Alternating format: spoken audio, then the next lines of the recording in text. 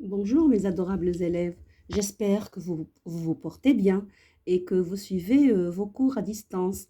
Bien aujourd'hui on a un cours d'orthographe il s'agit de l'heure ou l'heure, quand est-ce qu'on emploie l'heure au singulier et quand est-ce qu'on emploie l'heure au pluriel. Tout d'abord on va observer pour mieux comprendre.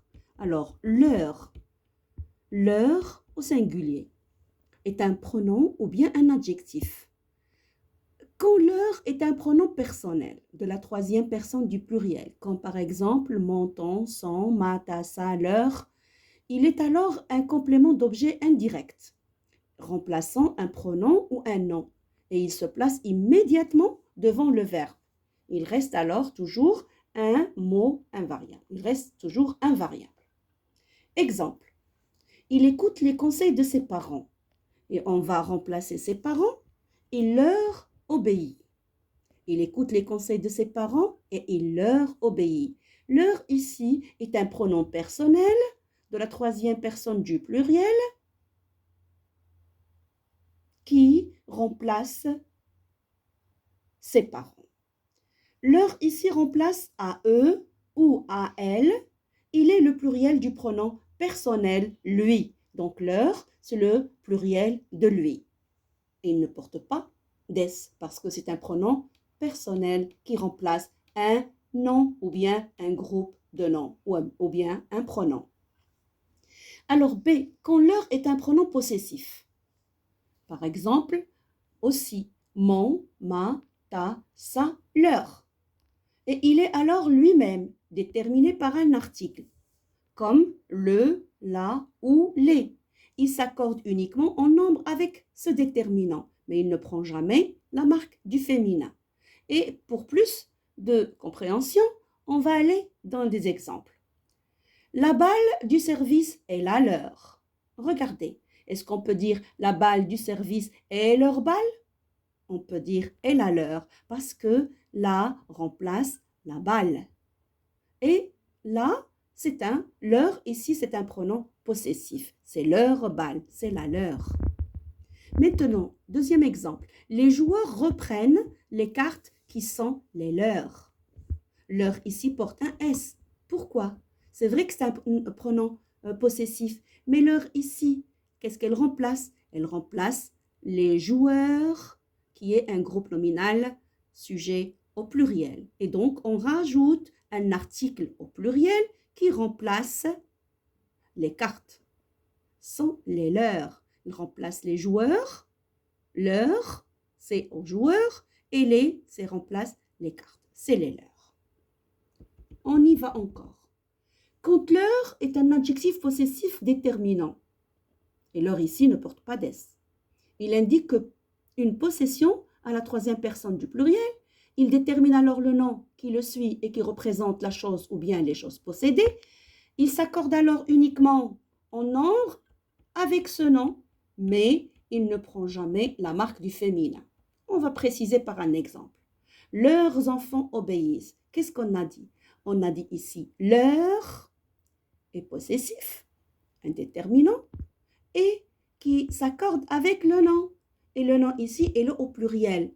Dès que je vois le nom au pluriel, leur, en tant que déterminant, s'accorde, il prend aussi un S. Très bien, on passe à retenir. Et ici, vous avez un petit tableau qui résume toute la leçon pour l'heure et l'heure avec S. Dans une phrase, l'heure pourrait donc être remplacée par un autre déterminant comme ce, cette ou c'est. Par exemple ici, leur pronom personnel, troisième personne du pluriel, remplace un pronom ou un nom, comme au début. Il pourrait être remplacé par AE, comme on a dit, il obéit à ses parents, il obéit à eux. Encore, le leur, la leur, les leurs. Quand est-ce qu'on rajoute un article, le, la ou bien les? Quand on a un pronom possessif déterminé par un article comme ça, on le détermine par un article déterminé en nombre par l'article. C'est-à-dire, c'est cet article-là qui peut définir si c'est l'heure porte un S ou pas. C'est-à-dire, si on a un article au singulier, l'heure, il ne porte pas d'S. Mais si on a un article au pluriel comme les, l'heure doit porter un S. Parce que ici, l'heure, ce s'accorde aussi et avec l'article. L'heure ici, en tant qu'adjectif possessif, il y a l'heure quand est-ce que l'heure ne porte pas S et quand est-ce que l'heure est au pluriel. Donc ici, en tant qu'adjectif possessif, quand il y a des choses possédées au singulier, l'heure ne porte pas d'S. Elle pourrait remplacer donc ce ou bien cette. Mais si on a l'heure au pluriel en tant qu'adjectif possessif, les choses possédées au pluriel, automatiquement on a l'heure au pluriel. Et elle peut remplacer donc c'est. On passe à la manipulation. Ici, vous n'avez pas besoin d'écrire toute la leçon.